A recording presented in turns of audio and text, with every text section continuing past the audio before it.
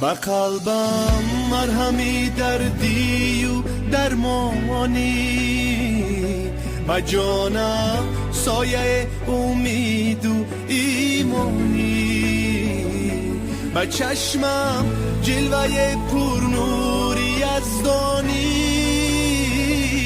پدر جان معنی زیبای انسانی، پدر خورشید، پدر مهتاب، پدر یک اختر نایا،